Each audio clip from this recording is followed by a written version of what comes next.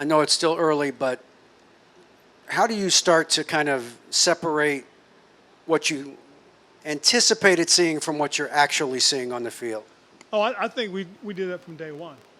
We've been going. We went 3 days of rookie camp, saw a lot of positive things out there, and then these last three have been really good in terms of what we've been watching. Everything from, watching the offensive line and now watching the offensive line compete with the defensive line, to the quarterbacks trying to go through their progressions and read the defense as it's happening. I think all that's been really good for us. It really has, and so.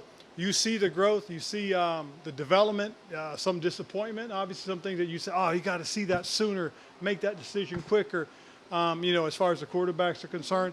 When you're watching the young DBs and you see them, like yesterday, Emmanuel was on Terry, and, Terry being the wily veteran, knowing that, hey, I come out of that, get flat, turn my head, my eyes inside, and knowing Forbes is an aggressive guy, he went down and Terry turned it up, and that's how Terry beat him. So you see that growth and development, and you see those things that are great teaching and learnable moments.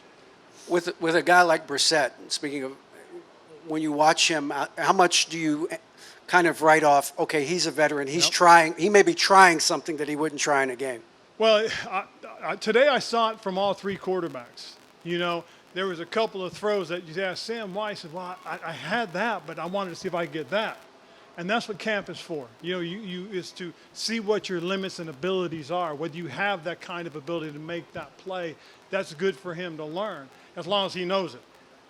So for him to say, well, I know I had that, but I saw that, want to see if I get that. That's a good thing. With Jacoby, you see Jacoby, and there's a couple of throws that you say, oh, now that's a vet. He saw that as a veteran. He saw that. And that's the thing that's kind of helping, because as we watch Jacoby go through it, I can see Sam sometimes the light bulb going off, and then sometimes just wondering, did he see it or not? You guys obviously made a big investment into Daron Payne, and people talk about pass rushers all the time, but what's the value of guys like Jonathan Allen and Daron Payne in terms of the interior pressure that they can create? Well, it's going to affect everybody else. The quickest way to the quarterback is a straight line, and the shortest straight line is right through the A-gaps.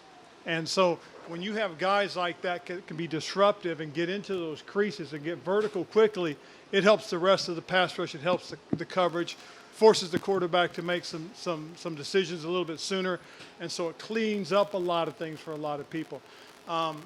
Secondly, when you are playing run defense and you know that both A gaps out to the B gaps can be pretty much taken by those guys, it allows the linebackers to run. There's a lot of positives. That's why it's important to be able to have that kind of tandem there, and then have some quality young backups too.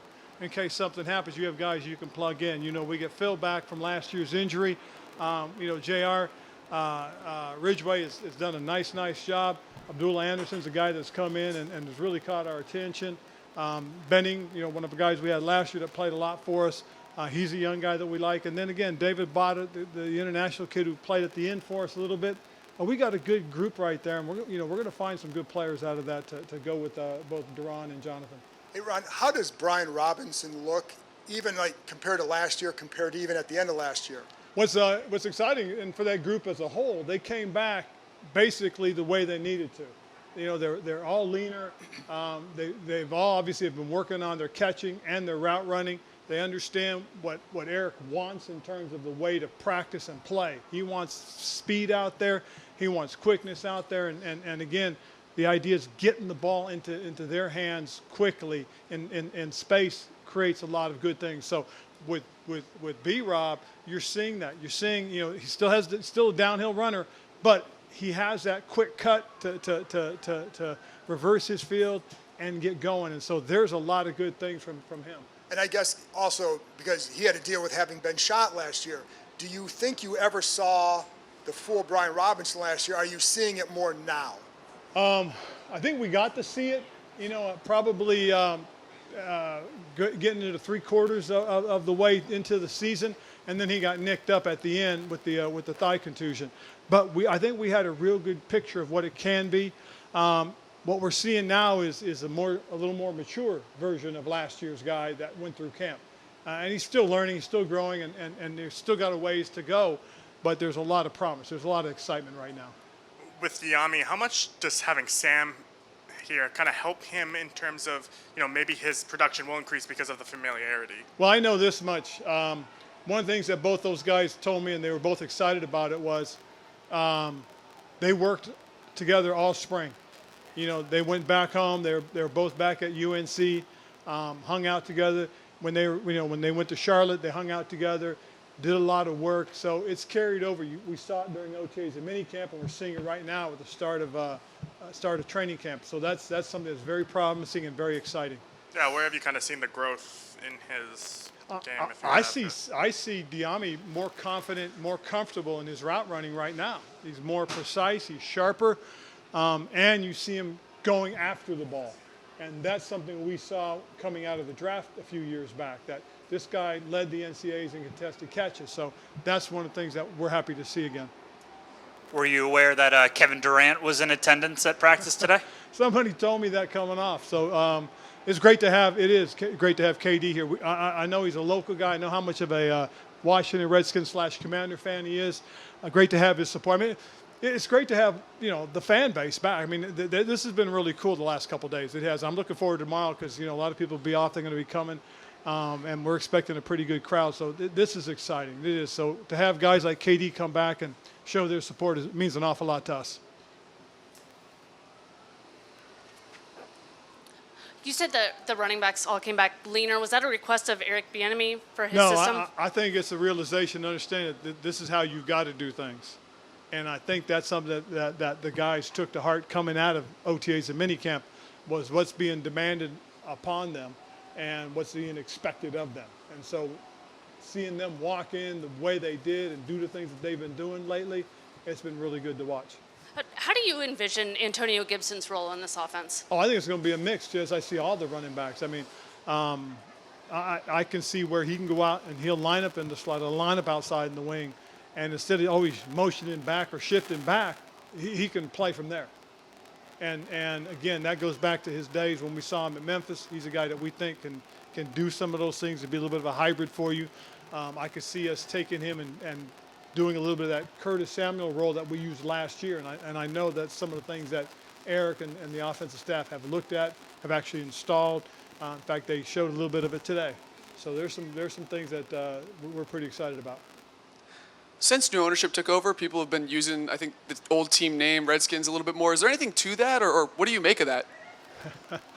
Well, I know this. Mr. Harris and that ownership group talked extensively about bringing back the glory.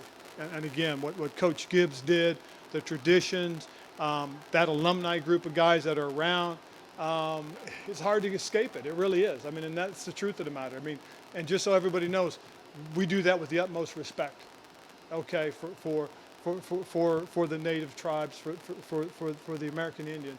Anytime that's brought up is brought up with the utmost of respect.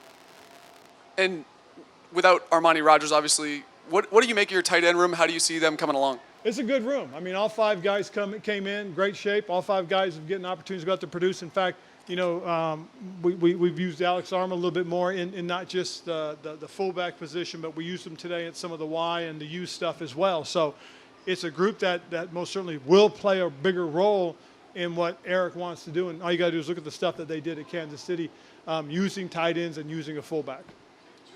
Ron, as the camp grind continues, in terms of off the field, like how important is team chemistry, unity, that idea? Do you rely on team leaders like Yes. Terry, like Jonathan Allen? How do you build that culture kind of off the field every day? Well, it's a group of guys that do a lot of stuff together. I mean, they've done everything from getting together, go bowling, go to Top Golf. They go out to dinner a lot. They did a lot of the basketball games this year, hockey. It was really kind of cool to watch these guys, take care of each other and be around one another. And that's something that's been pretty special. But we'll continue to do the different things that you can do to bond this group. And we need to, because it's important more so than anything else, because, these are guys that we're going to go into the season with. And so continue to develop that cohesiveness is a big deal. Coach, yesterday Brian Robinson came in and he greeted every single fan, walked all the way down to the end of the fence, shook everyone's hand. Is that just the type of guy he is, just his character? Or do you think he's entering this season with a whole new perspective? I think he is coming in with a whole different perspective. I mean, last year he was a wide-eyed rookie and went through a very traumatic situation very early, and has never really got a chance to enjoy it and show his personality as to who he really is, I think. And I think now, folks are going to get to see who he is and see him do these types of little things. And, I'll tell you right now, it's really kind of cool because, from us to the fans, we really just appreciate them coming out, and to those that stuck through us through the thick and thin. And, we're always there cheering for us. I know there's a lot of other things out there, but just being there for us, I really appreciate it. I really thank you to them. And having these folks come out the last couple of days, thank you for being here. And I'm looking forward to those who've come out. I really do mean that because, the last few years have been hard. They've been trying. But knowing that there are people out there that really do appreciate us, that we really appreciate them. So thank you to the fan base.